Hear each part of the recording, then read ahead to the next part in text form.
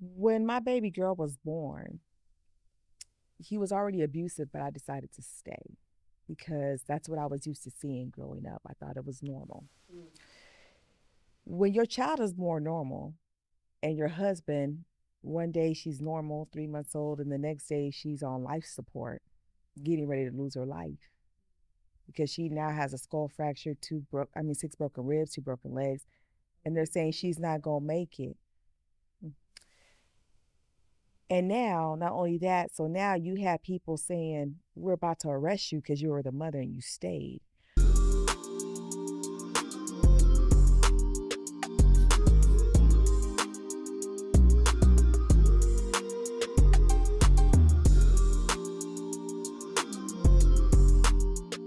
It's showtime. It's showtime. Guess who's back again? They don't know. See, they acting like Mon. Yeah, they acting like Mon. They ain't even join in with the Bruno Mars song. What's up? What's up? Good morning, y'all. Y'all are tuned in to the Couples Lounge Show. I'm your girl, Candace, and I have some very special guests on the show. Introduce yourself real quick. I am Shana Pink. I'm Jana Duro. And I am Katrina Harris, also known as Lady K. Hey, so y'all, we're about to have a deep conversation. So I need y'all to get ready. Ladies, I'm going to say even men, but since this is March and it's Women's Month, ladies, I really wanted this show. Like, I had realized I had not done a show in honor of Women's Month and the power of women. And I think what you all's experience has been represents that powerful woman of what she's able to overcome, uh, and just the strength of a woman. And so that is why one reason I invited them here. So this is if this is your first time tuning in, the Couples Lounge is all about love, marriage, and relationships and anything that can build up the union of God, which is marriage.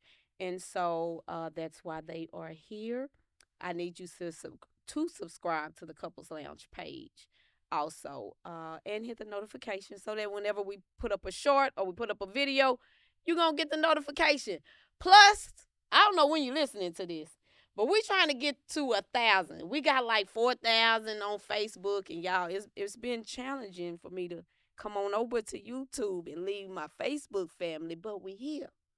And so because we here, we need y'all to subscribe. And so, are y'all ready? All right.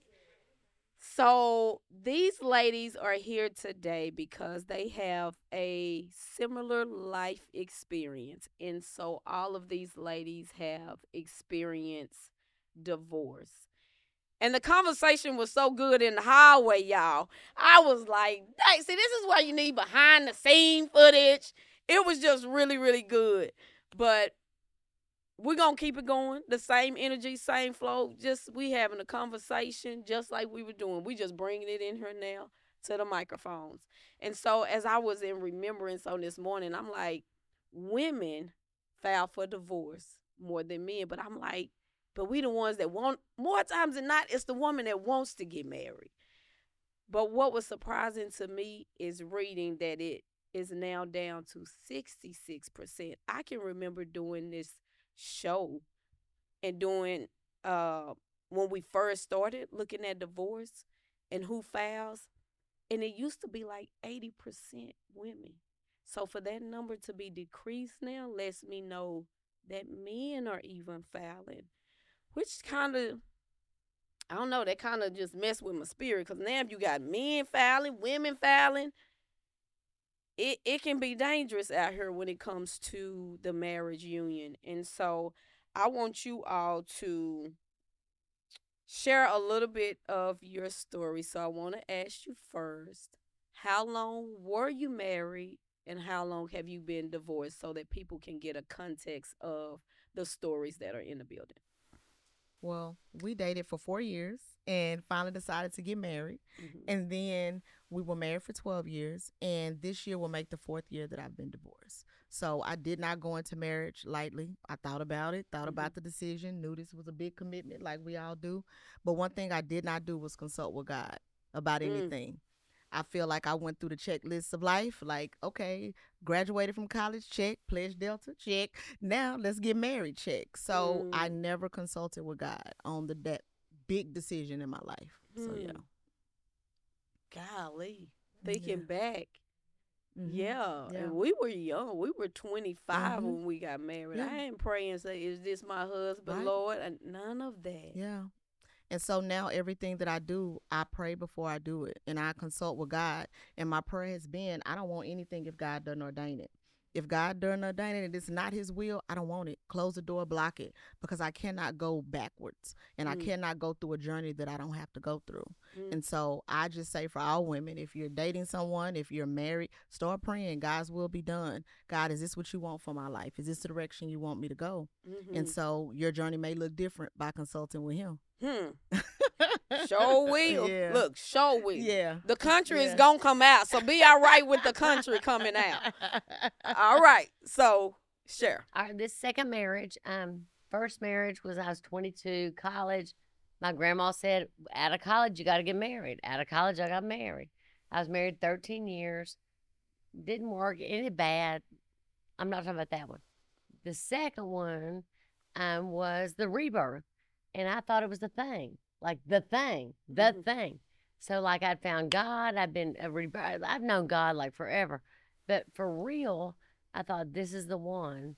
Look, he loves Jesus. He loves me. It's got to be good, right? Mhm. So, if that, all that's good, and it wasn't. And it wasn't because it wasn't from God. It was from Jana saying, but God, he loves you and I love you. But a lot of people love Jesus, and a lot of people, I mean, so it don't always match up. But I thought it was good. For 17 years, I was married. My children were 6 and 8 when we got married. So, I mean, he raised my kids. And I remember at the moment where my first marriage ended, and I said, how am I going to raise boys? I'm not a boy. How do I? And I said, Lord, I got to have somebody. And I know now, because I went through therapy, and I know now that I orchestrated some of that. I said, God, I need this to Mm, happen. And I used my personality to make that happen, mm, and then attribute it to God.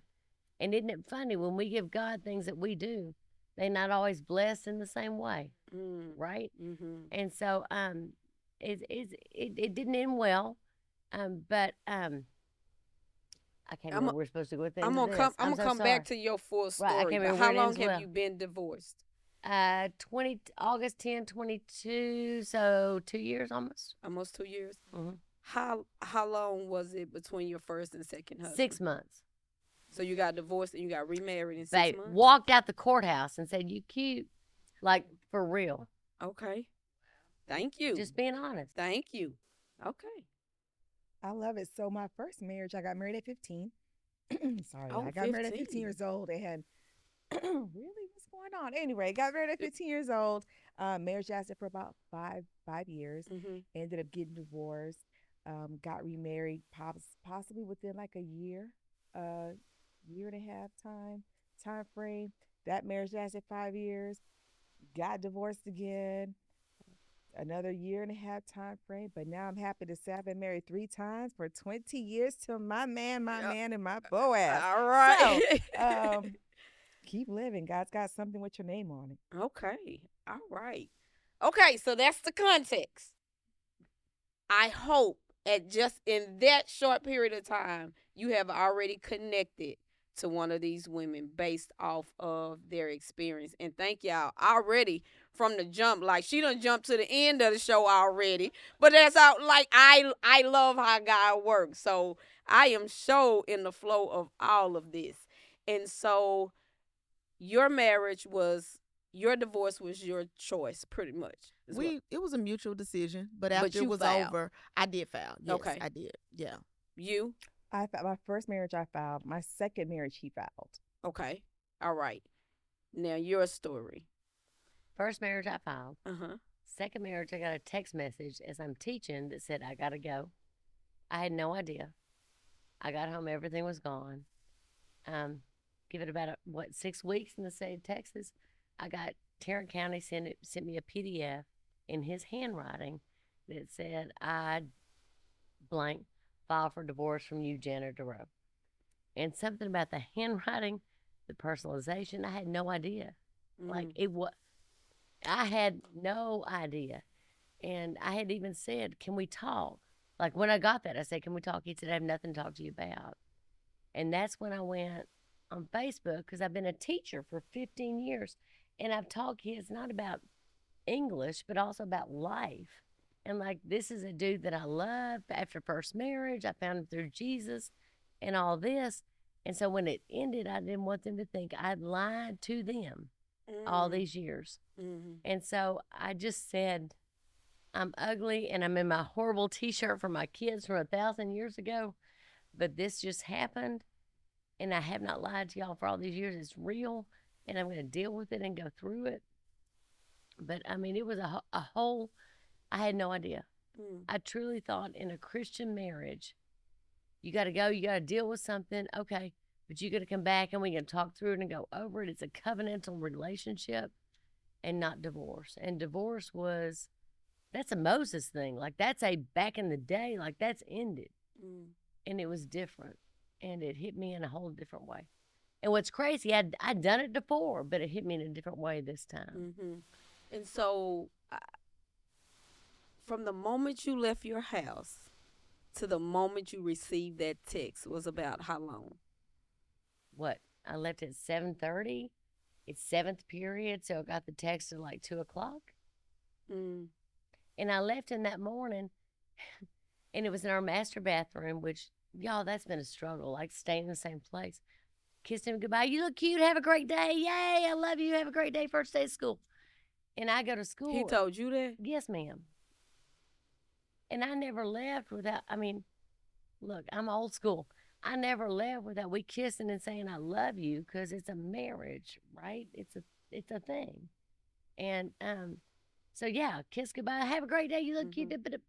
Got to school and I'm doing the hi, I'm this and my husband and my kids, and I'm getting the text as that's on my screen in my classroom, his picture, my kid's picture, because we try to connect with kids, especially on that first day. And I'm reading this, I'm like, I gotta go. I gotta get home and see what's going on. Brand new principal, don't know me, from Adam. And I said, I got a family thing, I gotta bounce. I grabbed my keys, got home. I live 18 minutes from my school. And that 18 minutes, by the time I got home, literally everything gone. Everything. Every shoe, shirt. It's August. Winter coat gone. Boots gone. Everything gone except the Bible that I'd seen him read for a long time. And ain't that crazy though? Right? But and my boys came over Bible. And I said, he's gone. Like, if all this gone, he gone. Like, I knew him enough to know he's not going to grab all this and come back. Like, it's the end. And I said, so how the heck fire, what do I do now? And that's where I said, when God knocks the wind out of you on your knees, and just went to the Lord and said, Lord, you the only thing I know to be true. Because everything I knew to be true was no longer true. And I believed in him. I believed in this promise we had made. And I thought that promise, if it's through the Lord, how can that promise be broken? But yet we're humans, right? And the more I learn, the more I read, the more therapy I go to, I realized that that's not true. But I was so ingrained in it couldn't happen. So I have a question. The promise.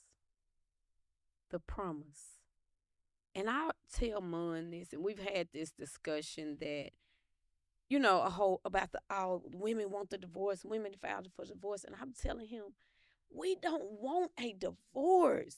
I don't care if a woman is filing. Trust and believe there has been more times than not, there's been a lot of talking. There's been some asking.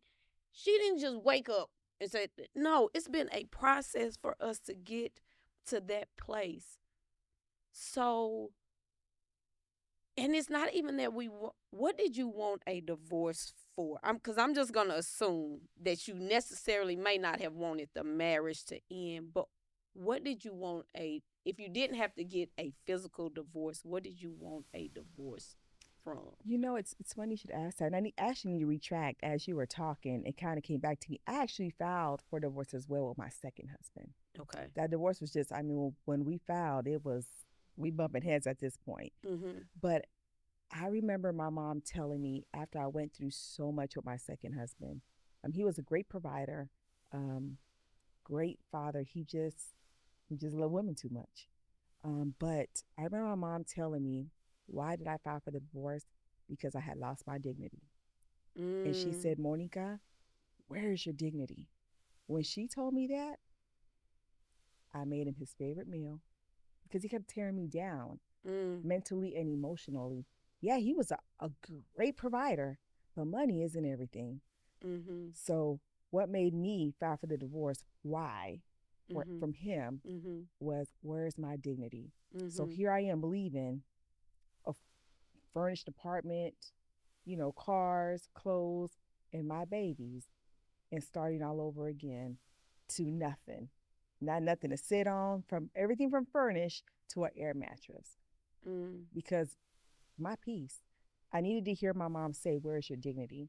Because so many times we are used to what we've seen growing up, and we Mm. think that's normal. Mm. And I think when she told me those words, so many chains broke off. Mm. So, Patterns broken.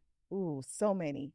And that was the start to my new journey. Mm. And I Mhm. filed for divorce, and then it kind of got ugly because we Mhm. had a daughter together. But I thank God that today we're actually really good friends today. So, but that's why, because it comes a time where's your dignity at? Mhm. Where is your? You don't have to put up with this. You think no one's gonna want you because you have 4 kids and one of them is disabled. Mhm. But where's your dignity? Love yourself more. Mhm. So when I finally got that in my head, I said, you know what? Things. The Bible says that when we came in and when we leave, we're going back to dust. Mm. Those things aren't going with us. Yeah. So that's my take on it. Mm. I gotta come back to that That's my that take fear on it. part. Because I know we talked about that, Hmm. the f- the fear that causes women to stay. But I want you to, what did you need? What were you asking for change? I think it wasn't about the change. It was just sometimes things don't work out. As much as you put into a situation, people grow and they change and they have life experiences. Through life experiences, sometimes you become someone else. When you lose a parent, that changes you. When you make a decision to do something different in your career, that may put a strain on the marriage. When you make a decision to not go to church and you've always went to church in a marriage, that's going to change the relationship. Having a child can change a relationship. So through time it evolves and you become someone else and that person becomes someone else. And I always tell people sometimes things don't work out and it hurts and it's hard. And I always compare divorce to a death, and I didn't want it. But I felt like I said earlier, I went through the checks of life. I went through these checks, and as I'm going through this process, I wasn't afraid to leave. I was afraid of the image that I had created, to walk away from this. I always call it a character sometimes that I created. I was the one that everybody used as an example. Shana, be like Shana. Shana went to school. Be like Shana. Shana got married and be like Shana. Shana. And I'm thinking, okay, I have this amazing resume. And now to put divorce on it, what does that look like for me? And to have to start over, what does that look like for me? But I knew that this season was over. And I was walking around in the winter with a bikini on. And so I have to change. And we both knew that we had to move on and do something different. It's not easy, still not easy, even almost after 4 years. But I know that God has a purpose and a plan. And I just have to trust the process. And that has been my catchphrase through this entire time. You got to trust the process. Know that God has a purpose for your life. And when something ends, that gives an opportunity for something new and beautiful to begin. So yeah. And I know when just talking to wives or women, shoot, and even my own self, we was 10 years in where we was like, oh, we better go to counseling because the D word is about to be mentioned. And it wasn't that I wanted to leave Remon. I loved Remon, even when I was saying I'm considering divorce. I really am. But the the things that I wanted us to divorce was the unnecessary arguments. I wanted to divorce the silent treatments. I wanted to divorce any type of betrayal, cheating, and that's what I wanted us to break up with so that we can have this beautiful marriage. And that's what I tell him. Women don't want to, more times than not, she doesn't want to leave her husband. It's the change that we're asking for in the marriage, just like y'all are asking for certain things. But a woman just gets to a point where, Mhm. Your peace is more important. After my divorce, I asked God, I said, God, please restore my peace of mind, and my joy. And when He did that for me, I refused to let anyone take it from me again, because your peace and your peace of mind are so important. And when you're walking around with a mask on, pretending that you're okay, that you're happy, and you have to be these things for your kids, and when you go to work, you have to be this character. And when you finally take the mask off, you realize, I don't even know this person. This is not who I ever was. So, how do I get back to that person that I'm supposed to be? Well, I'm older now. I have kids now. I'm not the same person I was 20 years ago. So it turns into, okay, God, when you restore these things in my life, what do I do now? How do I move forward now? And I think that's the biggest thing after divorce. That is more of the fear to me. Instead of getting out, the fear is, what does the new life look like? Because you've created an entire life with this person, and now you have to create an entire new life at a different age as a different person. You don't even know who you are without being married. You don't know who you are without being somebody's mom now. And so creating this new life is, to me, the bigger fear than getting out of that situation. Because getting out of the situation, you want the peace and the peace of mind, but once you get to the other side, you're like, okay, I'm here, but what does this look like now? How do I move forward? You know, I had a friend that invited me out. Like I posted on Facebook again for all these kids I taught, and she said, "Hey, we've known each other in high school," and she bought me dinner. She goes, "What is Jana like? What are your hobbies? What do you like?" I said, "You know what? I don't know." Because for so long, I've been mother, wife, I've been mother, wife, friend, teacher. And they said, "What does Jana?" I hadn't been Jana. I had not my first name. I'd been all these other names, but not this human. And I said, "You know what? I don't know. I don't know what this human likes. I don't know." So that's been a process of discovery. And that's where I'm like, you know what? I didn't never wanted to be single. Ever. Ever. My sweet mama. And my sweet mama is not doing well now. And she said the little girl that never wanted to be alone is now alone. And she recognized that from when I was, what, 5 or something? Because she has dementia now. So she's pulling back from the day. And I said, "But Mama, at this time of being alone, I'm finally figuring out who He has called me to be. Not maybe me as a wife and a mother, which cool, cool, cool. I did those things. But me as a human, what story is He calling me to tell that He is good and that He's there when we not nothing. And when I'm shattered to nothing, like to freaking dust, and I'm dust, and He picks me back up, that what is that story? You know, and that's kind of where it's been a whole thing. And it's been a thing I told Tuck, I've been to some things where I volunteered. I said, I like Christian music. I went to Kirk Frank, I volunteered. It was so loud and big. I said, "Ooh, I got to get out of here. This is not me. This is not me." But then I go volunteer at this restaurant and I'm like, "Oh, that's me." So I've learned to figure out, right? And but it's been new. And also, and this real practical, I'd never had bills in my name ever. So when he left, electricity said, "We don't know who you are." My paycheck had been paying it for 17 years. But Reliant didn't know who I was, or whoever what didn't Atmos didn't know me. So I had to go pay new deposits. So get things in your name. Like have but I was very southern. I was very, "You the husband, you take care of this." And I was so grateful to give him the bills. I teach English, not math. And I was grateful to give him anything numbers based, but then it hurt me, in the end. But it gave me some power to feel like, look, for a year, they credited me back because I paid everything on time. You know? those simple things. Right? And I remember even us speaking about the fear, and Shana, you was talking about that next phase, and you discussed on our conversation the fear that you had because you had kids at the I time. had kids at the time. I had four. Who's gonna want someone who has four kids? She's a high school dropout. I mean, like, look, all she has is a GED.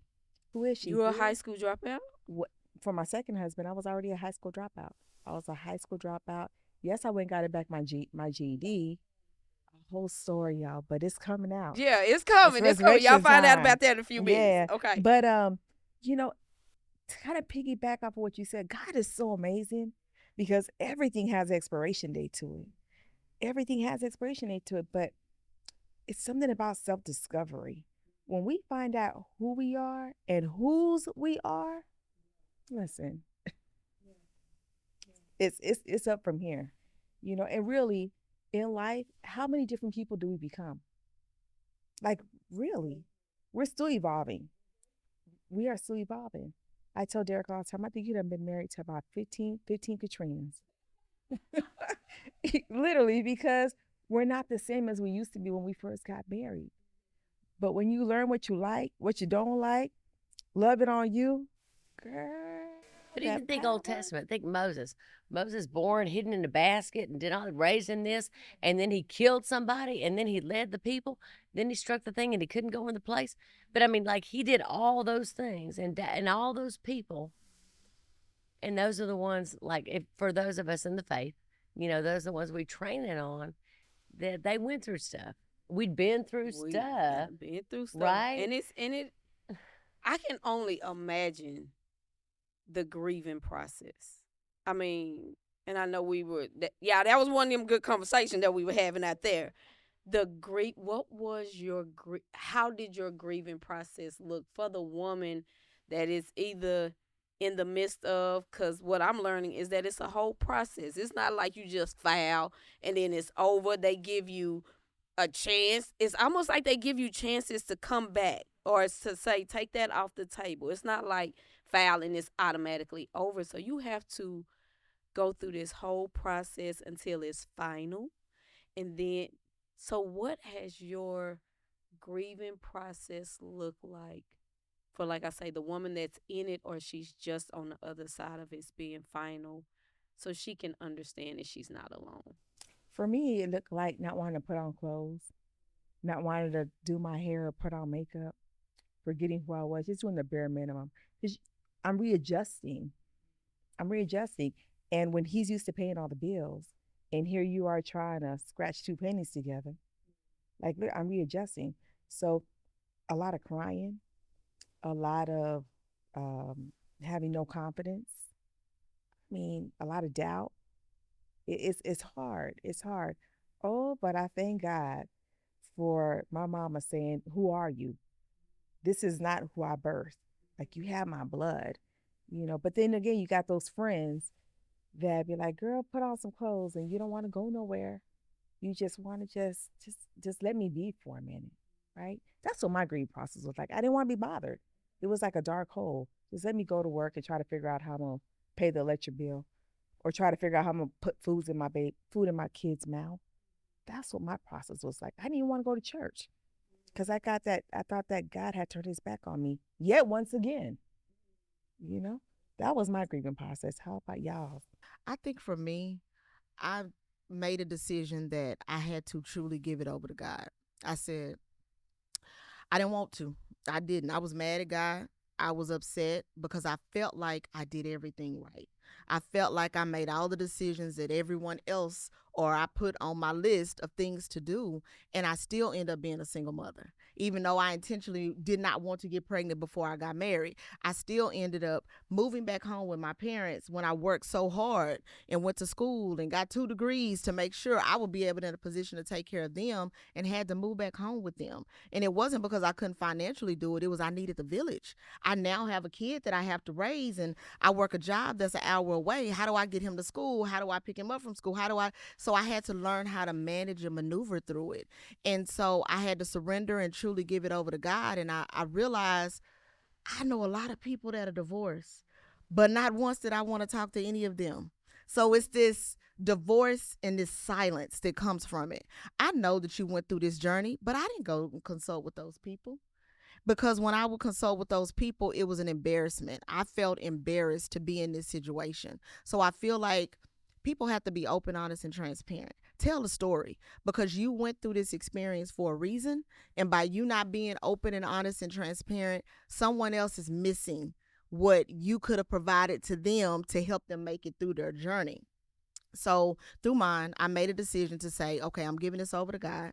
I made a decision to create a village. And I sat down with my family. I'm like, look, I got 3 brothers. Look, I got this whole boy child. I need the village to show up for him. I need for you to be this male support. Because, like you said, I don't know how to raise a boy. I don't know what it feels like to be a man. And so then, after I made that decision to trust my village, I had to be vulnerable enough. So I threw out the strong black woman. That strong black woman, I hate that. Stop. The strong part is being vulnerable. I was vulnerable enough to say when I wasn't okay. So when it was days when I couldn't get out of bed and couldn't cry, Mama, I can't do it today. Can you get Mason? I can't do it today. Okay. My co-worker at the time, my co-counsel, I would get to work and I would be in the parking lot. I said, hey, sis, I can't put my face on today. So I'm going to sit in the car for a little bit. And when I can put my face on to come into work, oh, I got you. Don't worry about it. But it took me being honest about what place I was. It's similar to the grieving cycle you go through when you lose someone and you go to the funeral and you go through all these cycles. Divorce is the same way, and it's okay not to be okay. It's okay to say you're not okay. Everybody thinks, how are you doing today, Candace? I'm good. Well, what if Candace said I'm not good? What? It's like a surprise and a shock. It's okay not to be okay. So I just say be open, honest, and transparent, and be vulnerable, because your vulnerability is going to be your strength. And I like what you said. I mean, if we believe as Christians that marriage is a new creation, so then divorce is the death of that creation. So we do go through the grief cycle. I have a master's in psychology. And I was like, Jana, go back to, but man, what I've trained in don't always work when I'm going through it, right? And so what I had to do is I got left in the same place, and the space was there, and the vibe was there, and he was there. And I had to, mainly in the master bathroom, I had to get rid of the bad juju. And listen, I'm a Christian. I'm not, but yeah, I had to get rid of that. Like I had to be able to look and something about the master bathroom where you talk and you getting ready for the day. Like I had to take that mirror down, put something else up. I went back to my old school days and hymns. And I'm the least musical person on the planet. I can't sing for nothing. The Lord says make a joyful noise. He don't say you got to sing. But I had an old hymnal that my boys had from growing up. And I went through like all the Amazing Grace, all these hymns I knew. And I started putting them on the wall. And I'm a vision board person. So I started putting words on the wall. And I said, I'm a visual. I need to see things. I had to put things in my mind, in my heart, in my spirit that were positive, because my mind, my natural mind, was not going to good places. So I had to kind of recreate my space and take over the own home that I lived in. And then also I think that rejection was so hard that I had to kneel. Like I started to, and again, raised real white in a real white church. We didn't raise our hands. We didn't kneel. We stood real still at church. But I got to where I could kneel on the side of the bed that he slept on and said, Lord, I've got to sleep in this bed. I've got to be in this space, and I have to love you here. And just prayed through, and I started saying the Lord's Prayer and Psalm 23, and realized in Psalm 23, he says, I'll walk through the valley of the shadow of death, right? I mean, so, and thy rod and thy staff protects us. Those are those boundaries. And I said, Lord, give me those boundaries. Teach me what I need to be. But I had to just kind of recreate life. Like I had to recreate what life looked like. But I was a teacher, and we don't get that many days, man. I had to still go to school. But I did there was one day I must have looked like heck fire when I got to school, because this counselor, Miss Avery, walked out and she goes, you go out. And she went and taught my class that day. And I think it was the very day after I had said I filed for divorce. And she just walked me out to my car and said, I got you for the day. But there was good people. And I think you got to learn to, like you said, tell your story. Because if you don't, you're living in a cycle by yourself. And others people's stories helped me. So I knew I got to tell my story because maybe my story will help somebody else, find the Lord through this. Yes. Well, I tell you one Somewhere. thing. If you want to come somewhere where you want to release, come on to a black church. You have an opportunity to preach, preacher. That's me. Yeah, you can take You- off you running. take off running. I've been there, baby. That white girl in me. You got to let go of that Yeah. somewhere Yeah, within you. look, you need to Yeah. come for about a good 3 months, baby. You'll Okay. that'll be a healing process for you. Yes. But I know y'all have been in this conversation. Y'all see, I'm sitting over here like I ain't saying too much or nothing because it all is so good. So I'm gonna give you a moment. Go take you a quick break. You probably gonna have about 60 seconds. Go do what you need to do and come right back. We want to invite you out to the spiritual marriage retreat Yes. from We Will Win. It is going down October the 11th through the 13th, 2024. You want to be in the building, baby. Why do Yes. they want to be in the building? Say, man, to reconnect, to experience your why. You're going to be at a beautiful location, Beautiful. Friday through Sunday. Yes. Meals are prepared. Yes. Y'all, you gotta be there. Take your marriage Gotta to the be. next level. Payment plan Right now. options are available. All right, welcome back. Welcome back to the Couples Lounge. Now, y'all just heard what that video said, right? So, to prevent some divorces, we hope to see you at the marriage retreat. And maybe it's not even to prevent. Maybe you just want to rebuild, re-strengthen, reconnect with your spouse. It is always good to just invest in your love in a way other than just your date nights. All those are good, but we have to really do something that is on an intimate, on a heart level. So we hope to see you at the marriage retreat. Now back to y'all. So I want to ask y'all this as we turn to this next half of healing and getting to that next side. Were you angry? I heard you say that rejection, but were you angry? I was so mad at him. I mean, I could have, ooh, y'all, I was hot. My first husband, I was hot. My second husband, I was hot. And again, I was angry at God. It's like, God, why me? And at that time, for my second husband, my first one too, y'all, didn't wear no makeup. I was Kojic, for real Kojic, like long dresses. I'm like, God, I'm doing everything that I'm supposed to do. I'm going to church every day, 5 days a week, YPW, revival. We're not missing, the kids are going to sleep. But I was so mad because I didn't understand it. And I think that that's why it's so important that you understand the Bible for yourself. Because if you don't, it can really be misleading. It can. The Bible says for the husbands to love their wives as Christ loved the church. Does that mean that the husband talks to you any kind of way? Is that love? Does that mean that the husband can lay his hands on you any kind of way? Is that love? But all I heard in my mind was, oh, he loves me, because the Bible also says that when you get married, you leave your mother and your father. You really got to learn it for yourself. Yeah, you really do. Or That's else, a whole if you nugget. don't, The nuggets have been being dropped by all of them, so I hope you've been picking them up when you needed it. because if you don't, But you got to be in the Word for yourself to hear it for yourself. Yes. Because I counted on Him to teach me the Word. yeah, But then I had to get in it myself, and I said, "Oh, okay, it's not exactly."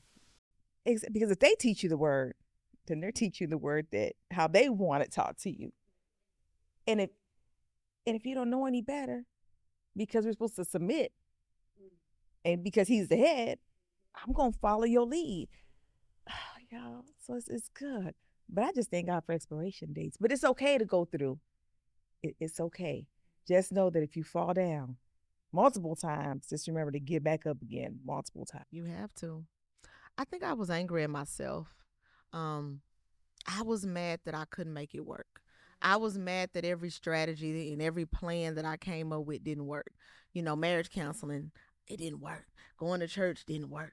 Speaking to the pastor didn't work. Going out with other married couples and talking to them, and how do y'all fight for your marriage? What are you doing? It didn't work. And I didn't want to fail at it. And I wanted my son to grow up in a household with his mom and his dad. So I fought for that for him. And I realize now that all of that was about me. It wasn't about me consulting with God, but what was in the best interest for me, my son, or for him. Because I can't just pray, well, do the will for. I don't know what purpose God has for his life. And if our purposes did not align, then how would we want to stay together? We couldn't. And so I stopped being angry, and I, as my daddy would say, throw down my rocks. I threw down my rocks and stopped being mad and was like, okay, God, well, if this is where I'm at right now, what is my purpose? What do you want me to do with this? How do I manage this? How do I handle this? How do I get out of this anger? How do I get out of this failure? Because I felt like a failure at this. And even in dating, sometimes it's still hard because you still are like nervous about failing again. So, but I was definitely upset, but it wasn't at him, it was at me. I was like, what more could I have done? Well, what could I do? You know, when you look at your child and you think, I hate that you don't have your mom and dad at this event together. What more could I have done? So it's even times now where I still will get upset and say, what more could I have done? But I know that I have to trust the process and know that God had a reason, and I don't know what this journey will lead to, you know. And so through that process, just learning to be strong and learning that it will work if you put in the work to make it work. It'll work if you work it, as TD Jake said. You know, one thing I've had to learn is that there's so many answers I don't have. And still today, and I've reconnected with him at this point. And we're going to figure out a way to be friends because we, two kids, and he married my youngest son. Like, they need, so like you said, as look, we do for our kids, right? But there's so many answers I haven't had. And I've realized sometimes God doesn't give us all those answers. He gives us what we need in the moment. Even Jesus on the cross, he had all those answers and it didn't change the cross. Like, he still went through the cross. And so I said, Lord, maybe I don't need to know, because my daddy keeps saying, but Jana, where was he? What happened? I said, Daddy, I don't know. It's got to be okay. I don't know. I don't know. So from this The point I don't forward, know has to be okay. has to be okay. And that's so for me, Yeah. so not natural. Uh-huh. For me, I'm like, Probably because we always trying to control stuff right. as the woman. And when somebody said, well, where's your people? Well, I had people because I wouldn't go anywhere without him. So if my friends asked me to go somewhere, if he didn't want to go, we weren't going. And so I didn't have all of that. So all the answers had to come from him, and he wasn't You giving are it. in He a wasn't giving for answers. real self-discovery journey. I mean, on a Like, whole new thing. like Whole new- even you mentioning from having to put bills in your name Yes. now, and Mm-hmm. really discovering but I paid what them you all on like. time for over a year. Good. Good. Yeah. Yes. And you That's- know, a point she made about the friends, it made me think about this. Last year, I went on an apology tour, as I call it. I had to apologize to my people in my life because I did that. I was so wrapped up in trying to fix my marriage, trying to be this mother, trying to be this wife, that I neglected a lot of people who were important to me prior to being married. And I used to go on trips with my friends. I used to call them. I used to support them, but I was so consumed with that. And I feel like sometimes my marriage became my idol. And we know how God feel about idol. So no, I know it did. I know that happened. So I went know on it this did, apology yes. tour in July I for my like that. birthday, and I told my friends, I'm sorry. I wasn't the person who I always was for you in this situation, but this is what I was going through. This is the reason why I did it. It's not an excuse. I'm just telling you the journey. And in that open, honest, and transparency, they were like, we good. We good. We just knew you were going through something. So I think that you have to rediscover that part of your life again because you've been so consumed in trying to make something work. And I would even say for people that are married, don't lose that part of you. Don't lose those friends. Don't lose that family member, that first cousin that you used to do the dance routines with. You know, I don't want to lose that because you never know what they may need from you or what you may need from them one day. So I called it my apology tour. And I just said, I'm sorry that I wasn't the person who God called me to be in your life because I was making something else more important than what should have been important. Girl, I'm Yeah. stealing that from you. That's about to be my next vacation. Because Yeah. legit, I had a friend she was a librarian at school. We were good friends. We got to be good friends. And I ended up going on vacation with him only because I signed on. And I realized I'm not a big resort person. I'm a smaller, being a villa person than I'm a big resort person. But she said, for so many times, you would say yes and not show up. And she said, you just got to be known as the person that didn't show up. I said, what? What? You didn't even realize Right, it. and I had no idea. And so I said, you know what? That's not me. That's Mhm. not me. I am a relational person. I want to know people. So I'm about to go to Birmingham. Watch. Oh I'm going to wow. Alabama. Yeah. Okay. Yeah, summer vacation. That's when Right? I did it during summer vacation. Yeah. So, how important is forgiveness? And I'm asking this because when it comes, and if you're not there, it's absolutely cool, because it that too is a journey. But I know that when the promise is broken, what you promised me, and this ain't even really got to do with divorce. It's some married folks that you promised me something and it didn't happen, even if we are getting back on the right track. How important is forgiveness in the healing journey? So I'm going to revert back to my first husband on that one. When my baby girl was born, he was already abusive, but I decided to stay because that's what I was used to seeing growing up. I thought it was normal. When your child is more normal and your husband, one day she's normal, 3 months old, and the next day she's on life support, getting ready to lose her life because she now has a skull fracture, 6 broken ribs, 2 broken legs, and they're saying she's not gonna make it. And now, not only that, so now you have people saying we're about to arrest you because you were the mother and you stayed. Where is there a case that says accessory after the fact? Because that's what I got arrested for. I'm gonna take it even further because you were the mother and you stayed and you didn't leave. You did not know my story or the journey on why I stayed. Fast forward, umpteen years later, my kids are saying, "Mama, who is our father? We want to know who our daddy is." Now I'm having to hire a private detective to go find their daddy. Do y'all know the forgiveness I had to go to God for with that? This man done took my freedom. He done took my daughter's, she was born normal. Now she has cerebral palsy. He done took her health. Then you got both of my sons that you done messed up with as well. Um, when I went to God and I said, God, you gonna have to tell me something. It reminded me of how Jesus died on the cross for us, right? And so I said, you know what? I forgive you.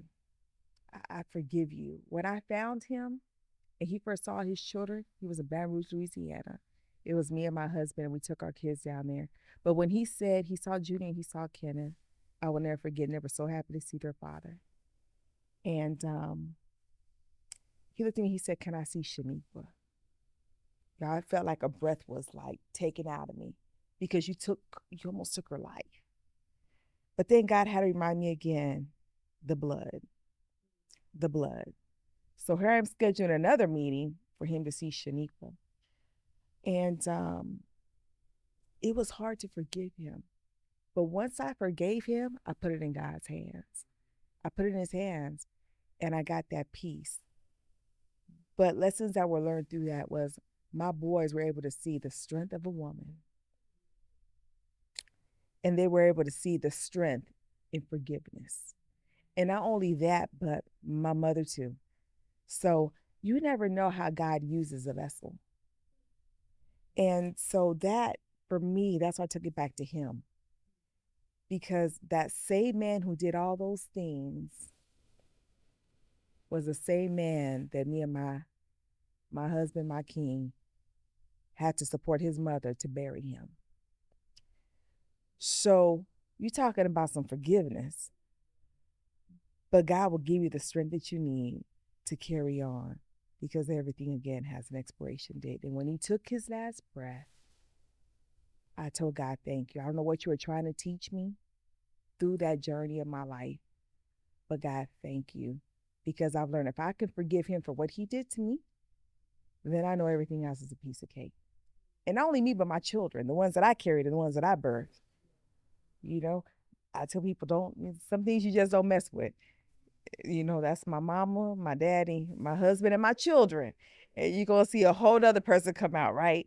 However, the blood, I had to think about the blood.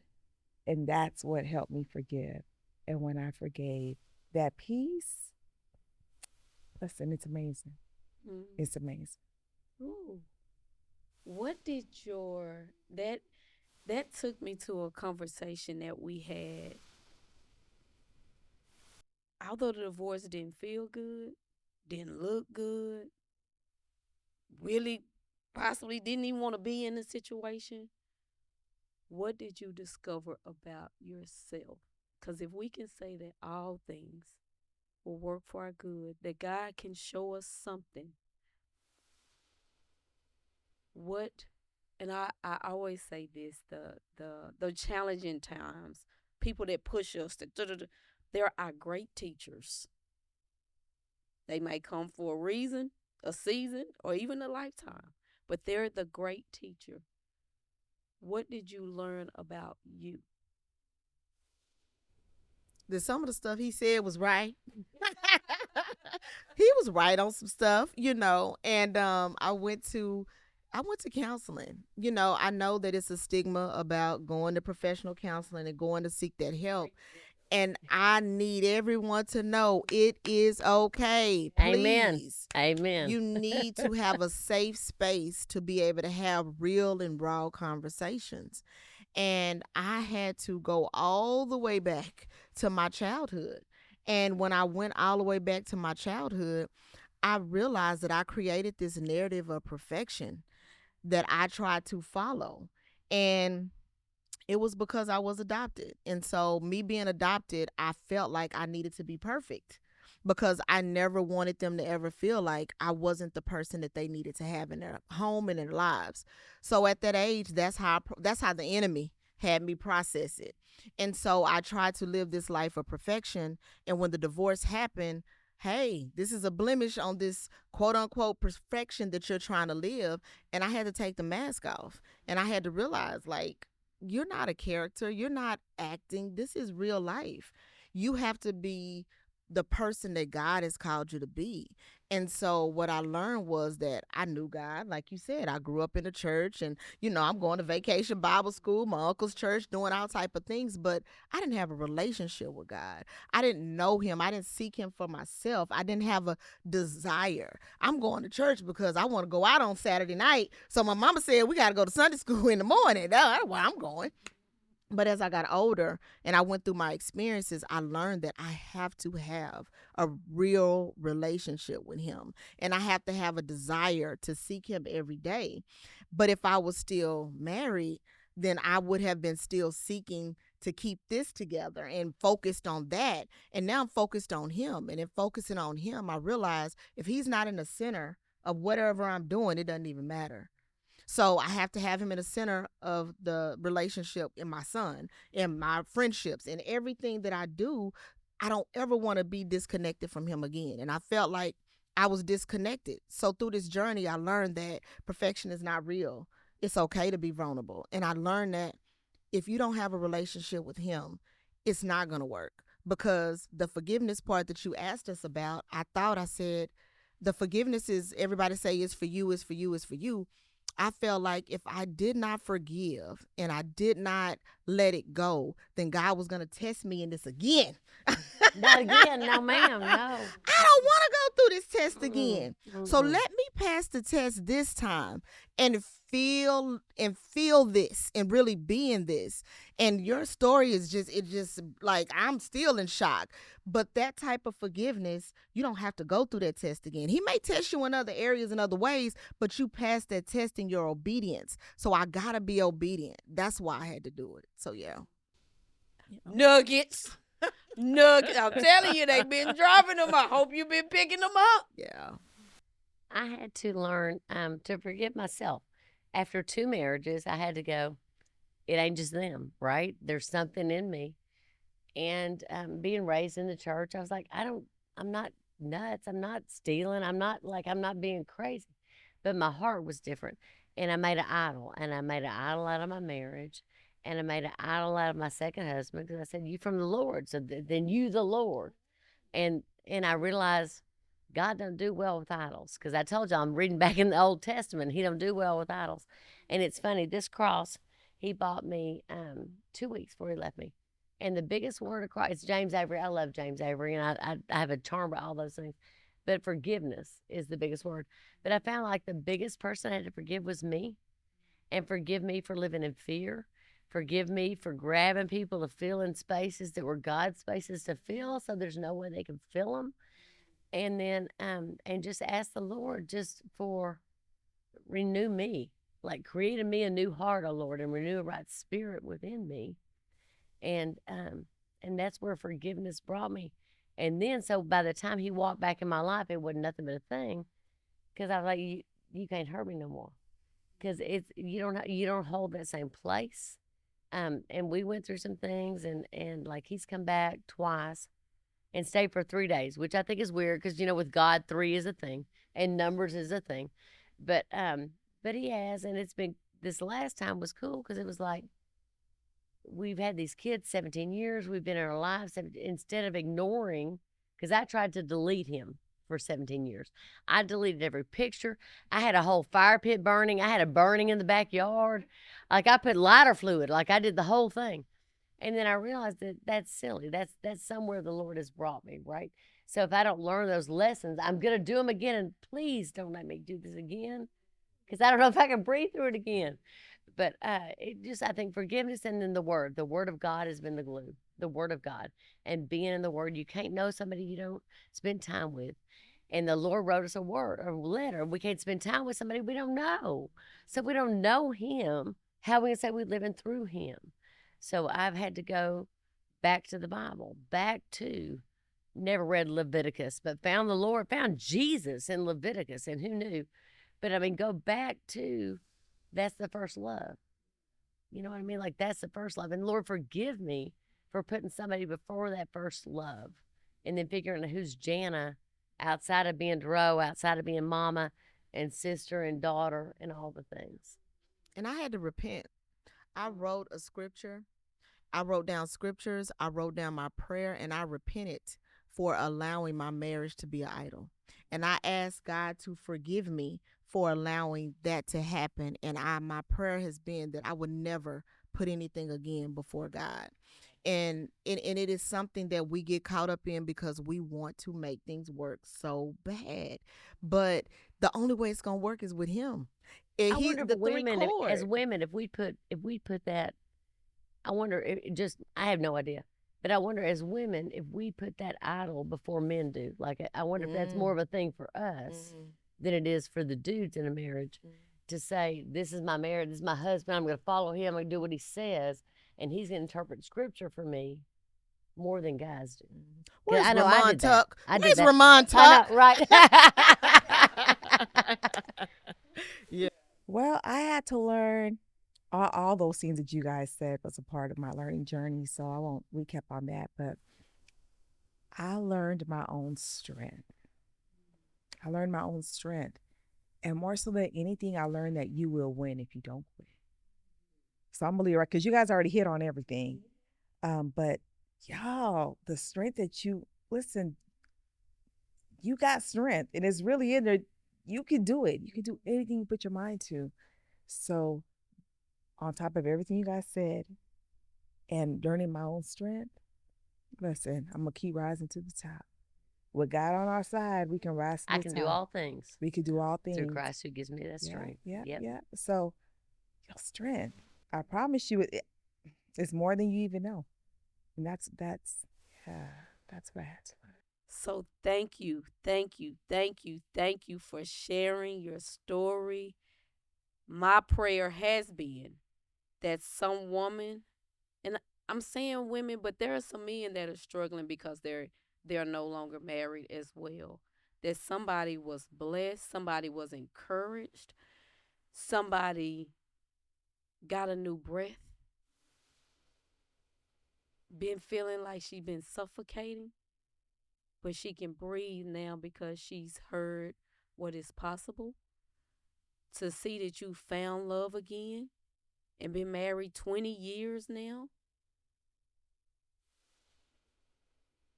is that you can find love again. You can. So if you can talk to, you got about a minute or two to talk to the woman about finding love again. And I could say so much on this, but don't quit. So many times I thought that nobody would love me because I came with the baggage and I came with a daughter who required at that time 24/7 attention. But one thing he told me was, when I marry you, I'm marrying the children too. When you look at me, you're looking at a person who only completed the eighth grade, went into the ninth grade, and then she left. I had to go back. I had to speak to myself to tell myself I am more than enough. I am a conqueror. I can do all things. Sometimes you got to talk to yourself. But if you don't take anything else, know that you will win if you don't quit. We go through seasons in life. And even with the marriages that didn't work, what did you learn from that marriage? Because there were happy times and there were good things that happened at that time that made you even want to say I do to that person. So even the lessons that were taught, take those, embrace those, and apply them towards you. And girl, you got this. So work it, work it, work it, work it. And when you find the power that is within you, the rest is history.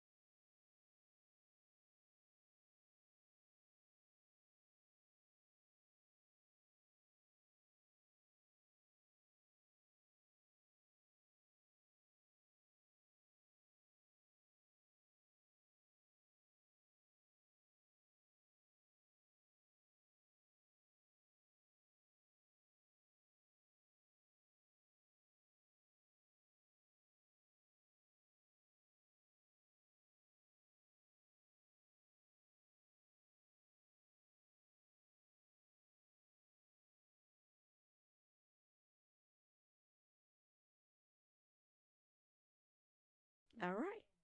Thank you. Thank you. Thank you. Thank you. Y'all, that was amazing.